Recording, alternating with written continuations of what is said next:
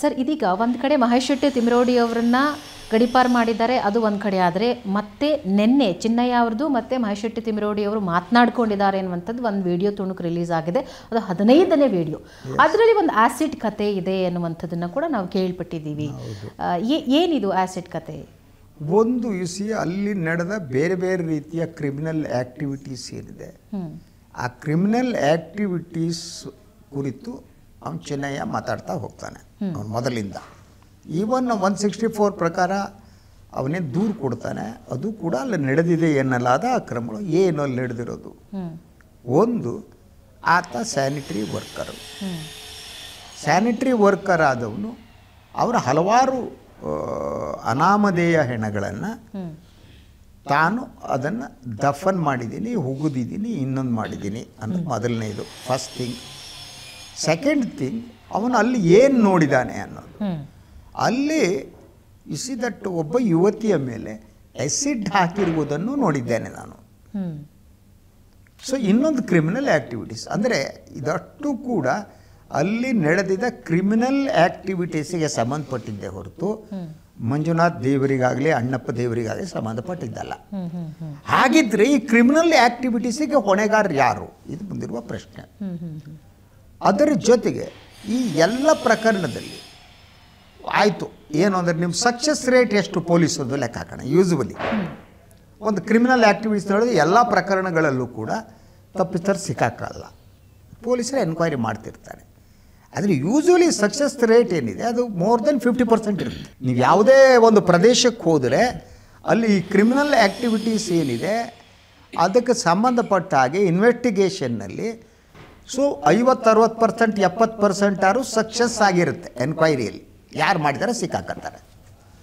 ಆದರೆ ಧರ್ಮಸ್ಥಳದಲ್ಲಿ ಇದಕ್ಕೆ ವ್ಯತಿರಿಕ್ತವಾದ ಸ್ಥಿತಿ ಇದೆ. ಅಂದರೆ ಅಲ್ಲಿ ನಡೆದ ಇದು ಯಾವುದೇ ಕ್ರಿಮಿನಲ್ ಆ್ಯಕ್ಟಿವಿಟೀಸ್ ಏನಿದೆ ಅದಕ್ಕೆ ಸಂಬಂಧಪಟ್ಟಾಗೆ ತಪ್ಪಿತಸ್ಥರೇ ಸಿಕ್ಕಾಕೊಳ್ಳಲ್ಲ. ಯಾಕೆ? The simplest question. ಅಂದರೆ ಒಂದೇನು ಹೇಳ್ತೀನಿ, ನೀವು 85-90 ನಂತರ ನಡೆದಂತಹ ಮಹಿಳೆಯರು ಅಲ್ಲಿಯ ಯುವತಿಯರು ನಾಪತ್ತೆಯಾದದ್ದು, ಅವರ ಮೇಲೆ ಅತ್ಯಾಚಾರ ನಡೆದಿದೆ ಅನ್ನುವ ಆರೋಪ, ಸೊ ಎಲ್ಲ ಪ್ರಕರಣಗಳೇನಿವೆ ಆ ಪ್ರಕರಣಗಳಿಗೆ ಸಂಬಂಧಪಟ್ಟ ಒಂದೂ ಪ್ರಕರಣದಲ್ಲಿ ತಪ್ಪಿತಸ್ಥರಿಗೆ ಶಿಕ್ಷೆ ಆಗಲ್ಲ. ಅಂದರೆ ನೀವು ಸೌಜನ್ಯ ಪ್ರಕರಣದಲ್ಲಿ ಆಗಲ್ಲ ಅಲ್ವಾ, ಆನೆ ಮಾವುತನ ಪ್ರಕರಣದಲ್ಲಿ ಆಗಲ್ಲ, ಅವನ ತಂಗಿ ಯಮುನಾ ಪ್ರಕರಣದಲ್ಲಿ ಆಗಲ್ಲ, ಪದ್ಮಲತಾ ಪ್ರಕರಣದಲ್ಲಿ ಆಗಲ್ಲ, ವೇದವಲ್ಲಿ ಪ್ರಕರಣದಲ್ಲಿ ಆಗಲ್ಲ. ಸೊ ನೀವು ಇದರಲ್ಲಿ ಒಂದು ಪ್ರಕರಣದವರು ತಪ್ಪಿತಸ್ಥರು ಯಾಕೆ ಸಿಕ್ಕಾಕೊಳ್ಳಲ್ಲ?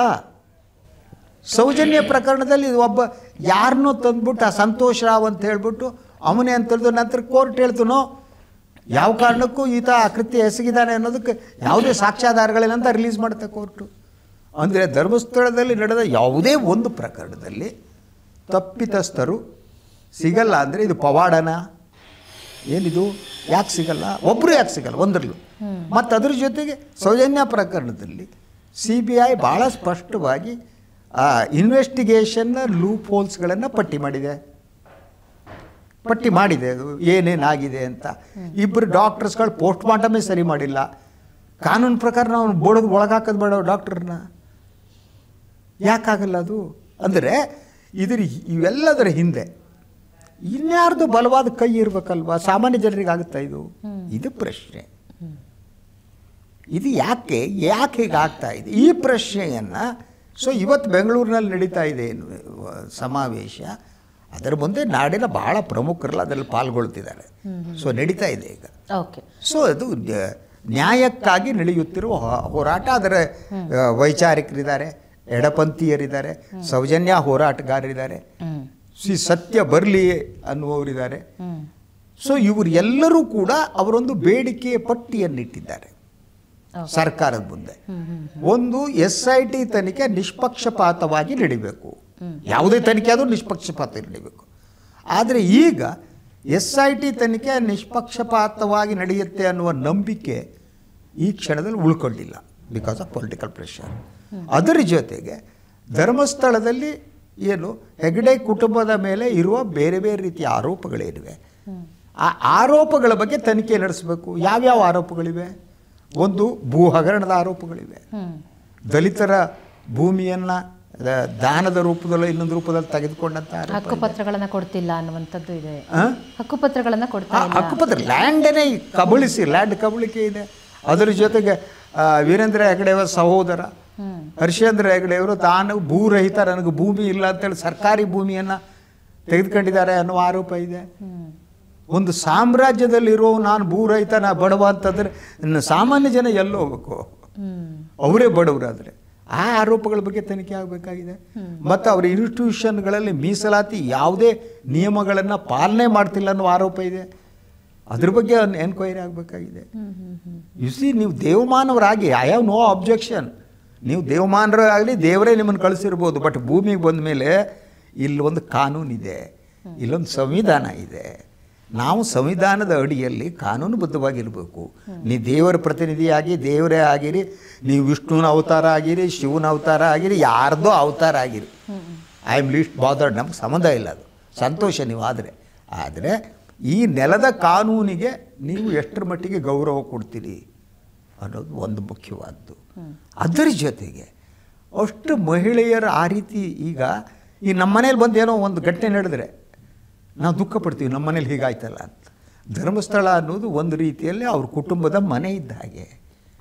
ಅಲ್ಲಿ ಅತ್ಯಾಚಾರ ನಡೆದರೆ ಒಂದು ಹನಿ ಕಣ್ಣೀರಾದರೂ ಬರಬೇಕಲ್ಲ ದೇವಮಾನವ್ರ ಕಣ್ಣಿಂದ. ಒಂದು ಹನಿ ಅಯ್ಯೋ ಹೀಗಾಯ್ತಲ್ಲ, ಈ ಹೆಣ್ಮಕ್ಳಿಗೆ ಹೀಗಾಯ್ತಲ್ಲ, ನನ್ನ ಪ್ರದೇಶದಲ್ಲಿ ಆಯ್ತಲ್ಲ, ಇಲ್ಲಿ ನ್ಯಾಯ ಸಿಗಲಿ, ಒಂದು ಮಾತು ಹೇಳಬೇಕಲ್ವ ಅವರು ದೊಡ್ಡವರು. ಸರ್ಕಾರ ಅಟ್ಲೀಸ್ಟ್ ಇದರಲ್ಲಿ ಯಾರು ತಪ್ಪಿತಸ್ಥರಿದ್ದಾರೋ ಅವ್ರು ಬಂಧಿಸಲಿ, ನಾನು ಸಹಕಾರ ಕೊಡ್ತೀನಿ. ನನ್ನ ಕುಟುಂಬದವ್ರು ಯಾರೋ ಮಾಡಿದರೆ ಬಡ್ದು ಒಳಗಾಕಿ ಹೇಳ್ಬೋದಲ್ವ ದೇವಮಾನವರು. ಅವರು ದೇವಮಾನವರು, ಅವ್ರ ಮನೇಲಿ ಅವ್ರ ಕುಟುಂಬದವರೆಲ್ಲ ದೇವಮಾನವರ, ದೇವಲೋಕದಿಂದ ಬಂದವರು ಎಲ್ಲರೂ. ಅವರು ನಮ್ಮಂಥ ಸಾಮಾನ್ಯ ಹುಲುಮಾನವರಲ್ವಾ. ಧರ್ಮಕ್ಕೆ ಹೆಸರಾಗಿರೋದು ಧರ್ಮಸ್ಥಳ. ಅಂಥ ಧರ್ಮಸ್ಥಳದಲ್ಲಿ ಇಂಥ ಘಟನೆಗಳು ನಡೆದರೂ ಕೂಡ ಜನ ಅವರನ್ನು ನಂಬಿದ್ದಾರೆ, ಜನ ಅವರನ್ನು ಪ್ರೀತಿಸಿದ್ದಾರೆ. ಜನ ಅವರಿಗೆ ಪ್ರತಿದಿನ ಮಿನಿಮಮ್ 3-4 ಕೋಟಿ ರೂಪಾಯಿ ಹುಂಡಿ ಹಣವನ್ನೇ ಕೊಡ್ತಾರೆ. ಆ ಹಣ ಕೊಡುವವರಿದಾರಲ್ಲ, ಅವರ ಮುಗ್ಧತೆನ, ಅವ್ರು ದೇವರೇನೋ ಮಾಡ್ತಾರೆ ಅಂತ ಹುಂಡಿ ಹಣ ಅಲ್ವಾ. ಮಂಜುನಾಥ ಬಂದ್ಬಿಟ್ಟು ಆ ಹಣ ತಗೋತಾನೆ ಇಲ್ವಲ್ಲ. ಯಾರು ಅಲ್ಲಿ ಆ ನಿರ್ವಹಣೆ ಮಾಡ್ತಾರೋ ಅವ್ರು ತಗೊಳ್ಳೋ ಹಣ, ಅದು ಜನರು ಬೆವರು ಸುರಿಸಿ ದುಡಿದ ಹಣ ಅಲ್ವಾ. ಅವರು ದೈವ ಆಶೀರ್ವಾದ ಇರಲಿ, ದೇವರು ನಮ್ಮನ್ನು ಕಾಪಾಡಲಿ ಅನ್ನೋದಕ್ಕೆ ಕೊಡ್ತಾ ಇರಲ್ಲ. ಆ ಹಣ ಅದಕ್ಕೆ ಯಾವ ಖರ್ಚು ಮಾಡ್ತಾರೆ ಅನ್ನೋದು ಯಾರಿಗೂ ಗೊತ್ತಿಲ್ಲ. ದೇವರಿಗೆ ಬಂದ ಹುಂಡಿ ಹಣ ಎಲ್ಲಿ ಹೋಗುತ್ತೆ, ಯಾವುದಕ್ಕಾಗಿ ಖರ್ಚು ಮಾಡಲಾಗುತ್ತೆ, ಅದಕ್ಕೊಂದು ಆಡಿಟ್ ಆಗಬೇಕು ಅಂದರೆ ಹೇಗೆ ತಪ್ಪಾಗುತ್ತೆ ಅದು? ಆಯಿತು, ನಿಮ್ಮ ಖಾಸಗಿ ಅವ್ರದ್ದೇ ದೇವಸ್ಥಾನ, ಯಾವ ನೋ ಇಶ್ಯೂ. ಆದರೆ ಅದಕ್ಕೆ ಯಾವ್ಯಾವ ರೀತಿ ಅದು ವೆಚ್ಚವಾಗಿದೆ ಅಂತ ತಿಳಿದುಕೊಳ್ಳುವ ಅಧಿಕಾರ ಭಕ್ತರಿಗಾದರೂ ಇದೆಯಲ್ಲ. ಭಕ್ತರಾರು ಕೇಳಬೇಕಪ್ಪ, ನಾನು ಪ್ರೀತಿಯಿಂದ ನಾನು ದುಡ್ಡು ಹಾಕಿದ್ದೀನಿ, ಅದು ಮಂಜುನಾಥಿಗೆ ಹೋಗುತ್ತಾ ಅಥವಾ ಮಂಜುನಾಥನ ಹೆಸರಲ್ಲಿ ಬೇರೆಯವರಿಗೆ ಹೋಗುತ್ತೋ, ಅವರು ತೆಗೆದುಕೊಂಡವ್ರಿಗೆ ಏನು ಮಾಡ್ತಾರೆ? ಈ ವಿಚಾರದ ಬಗ್ಗೆ ಒಂದು ತನಿಖೆ ಆಗಲಿ ಇನ್ನೊಂದಾಗಲಿ ಅಂದರೆ ಅವರನ್ನ ದೈವದ್ರೋಹಿಗಳು ಅಂತ ಹೇಳಲಾಗುತ್ತೆ, ಈತ ಧರ್ಮ ವಿರೋಧಿ ಅನ್ನಲಾಗುತ್ತೆ, ಇವನು ಹಿಂದೂ ವಿರೋಧಿ. ಅಲ್ಲವೇ ಅಲ್ಲ. ದೇವರಿಗೂ ಹುಲುಮಾನವರಿಗೂ ನಾನು ಅದನ್ನು ಭಾಳ ಸಂದರ್ಭದಲ್ಲಿ ಹೇಳ್ತಾ ಇರ್ತೀನಿ. ಬ್ಯಾಂಕ್ ಇದೆ ಅಲ್ವಾ, ಬ್ಯಾಂಕಿನ ದುಡ್ಡು ಬ್ಯಾಂಕಿಂದೆ ಅಲ್ವಾ. ಅದಕ್ಕೊಬ್ಬ ಚೌಕಿದಾರ ಇರ್ತಾರೆ ಬ್ಯಾಂಕಲ್ಲಿ. ಬ್ಯಾಂಕಿನ ಹೊರಗಡೆ ಒಬ್ಬನು ಕಾಯೋದಕ್ಕೊಬ್ಬನು ಕೂತಿರ್ತಾನೆ. ಅವನ ಕೆಲಸ ಏನು? ಕಾಯೋದು, ಬ್ಯಾಂಕ್ ಕಾಯೋದು. ಹಾಗೆಯೇ ಧರ್ಮಸ್ಥಳದ ದೇವರನ್ನು ಕಾಯೋದು, ನಿರ್ವಹಣೆ ಮಾಡೋದು ಅಲ್ಲಿಯ ಧರ್ಮಾಧಿಕಾರಿಯವರ ಕರ್ತವ್ಯ, ಕೆಲಸ. ಆದರೆ ನೀವು ಈ ಬ್ಯಾಂಕನ್ನು ಕಾಯ್ತಾ ಇರುವಂತಹ ವ್ಯಕ್ತಿನೇ ಬ್ಯಾಂಕ್ ಲೂಟಿ ಮಾಡಿದರೆ ಏನನ್ಬೇಕು ನಾವು? ಬ್ಯಾಂಕ್ ಕಾಯ್ಬೇಕಪ್ಪ ಅಣ್ಣಯ್ಯ, ನೀವು ಕಾಯೋದಕ್ಕೆ ಕೂಡ್ತೀವಿ ಅಂದರೆ, ಕಾಯೋದು ಅಂದರೆ ಅಕೌಂಟಬಿಲಿಟಿ ಅಂತ. ಅದನ್ನು ಕನ್ನಡದಲ್ಲಿ ಉತ್ತರದಾಯಿತ್ವ ಅಂತಾರೆ. ಸಿ, ಜನರಿಗೆ ಅವನಿಗೆ ಉತ್ತರದಾಯಿತ್ವ ಇರಬೇಕು. ನಮಗೆ ಬಂದ ಹಣ ಎಂದರೆ ನಾವು ಯಾವುದಕ್ಕೆ ಸಾರ್ವಜನಿಕ ಹಣ ಅದು. That is one part. Second, ಇನ್ಸ್ಟಿಟ್ಯೂಷನ್ಗಳು, ಎಜುಕೇಷನ್ ಇನ್ಸ್ಟಿಟ್ಯೂಷನ್ಗಳು ನಡೆಸ್ತಾರೆ. ಅಲ್ಲಿ ಮೀಸಲಾತಿ ಅನ್ವಯ ಆಗುತ್ತೋ ಇಲ್ಲೋ ಅನ್ನೋ ಪ್ರಶ್ನೆ ಕೇಳಬೇಕಲ್ವಾ. ಮೀಸಲಾತಿ ಈ ನೆಲದ ಕಾನೂನು ಕೇಳಬೇಕಲ್ವಾ, ಇದೆಯಾ ಇಲ್ವಾ ಅಂತ ಕೇಳಬೇಕಲ್ವಾ. ಅದ್ರ ಜೊತೆಗೆ ನಮ್ಮ ಸಂವಿಧಾನ ದಲಿತರಿಗೆ ವಿಶೇಷ ಹಕ್ಕುಗಳನ್ನು ಕೊಟ್ಟಿದೆ. ಬಿಕಾಸ್ ದಲಿತರ ಮೇಲೆ ಸದಾ ಇದನ್ನ, ಆ ದಲಿತರ ಭೂಮಿಗಳನ್ನು ತೆಗೆದುಕೊಳ್ಳೋದು ಯೂಶ್ವಲಿ ತೆಗೋ ಹಾಗಿಲ್ಲ. ಅಲ್ಲಿ ಇವರು ತೆಗೆದುಕೊಂಡಿದ್ದಾರೆ. ದಲಿತರ ಭೂಮಿ ಯಾರಿಗೆ ಹೋಯಿತು, ಏನಾಯಿತು, ಈ ಪ್ರಶ್ನೆಗಳಿಗೆ ಉತ್ತರ ಬೇಕು. ಅದರಂತೆ ಇದ್ದಕ್ಕಿದ್ದಾಗೆ ಭಾಳ ಜನ ತಮ್ಮ ಭೂಮಿಯನ್ನು ಅಲ್ಲಿ ದೊಡ್ಡವರಿಗೋ ದೇವಸ್ಥಾನಕ್ಕೋ ದಾನ ಮಾಡಿಬಿಟ್ಟು ಅವ್ರು ನಾಪತ್ತೆ ಆದ್ದಿದೆ. ಯಾಕೆ ಜನ ದಾನ ಮಾಡ್ತಾರೆ ಅನ್ನೋದು, ಎರಡನೇ ಇಡೀ ಸಾಮ್ರಾಜ್ಯ ಕಟ್ಕೊಂಡು ಅವ್ರಿಗೆ ಬೇಕಾ ಅನ್ನಿಸಿದ ಭೂಮಿಯೆಲ್ಲ ಹೇಗೆ ಅವ್ರಿಗೆ ಸಿಗ್ತಾ ಇದೆ. ಇಂತಹ ಪ್ರಶ್ನೆಗಳಿವೆ. ಈ ಪ್ರಶ್ನೆಗಳಿಟ್ಟುಕೊಂಡೇ ಇವತ್ತು ಈ ನ್ಯಾಯಕ್ಕಾಗಿ ಹೋರಾಟ ಬೆಂಗಳೂರಿನಲ್ಲಿ ನಡೀತಾ ಇದೆ. ಸೊ ಇದಕ್ಕೆ ಸರ್ಕಾರ ಮಣಿಯುತ್ತೋ ಎಲ್ಲ ಗೊತ್ತಿಲ್ಲ ನನಗೆ. What I believe, Siddaramaiah at least ಸ್ವಲ್ಪ ಈ ಕಡೆ ಲಕ್ಷ್ಯ ಕೊಡಬೇಕು. SIT ಒಳ್ಳೆಯ ಉದ್ದೇಶದ, ಪ್ರಣವ್ ಮೊಹಾಂತಿ ಒಳ್ಳೆಯ ಆಫೀಸರ್ ಅವರು, ಆದರೆ ಅವ್ರಿಗೆ ಬೇರೆ ಕೆಲಸ ಕೊಟ್ಬಿಟ್ಟು ಇಲ್ಲಿ ಬರ್ದಿದ್ದಂಗೆ ಮಾಡಿದವ್ರು ಯಾರು? ವಾರದಲ್ಲೂ 15 ದಿವಸಕ್ಕೊಂದ್ಸಲ ಧರ್ಮಸ್ಥಳಕ್ಕೆ ಬರ್ತಾರೆ ಅವರು. ಉಳಿದ ಟೈಮ್ ಬೆಂಗಳೂರು ಬೇರೆ ಕೆಲಸ. ಈ ಸಣ್ಣ ಪುಟ್ಟ ಅಧಿಕಾರಿಗಳು ಸಾಕ್ಷಿದಾರನ ಹೆದರಿಸ್ತಿದ್ದಾರೆ, ಬೆದರಿಸ್ತಿದ್ದಾರೆ. ಕೇಳೋರಿಲ್ಲ, ಹೇಳೋರು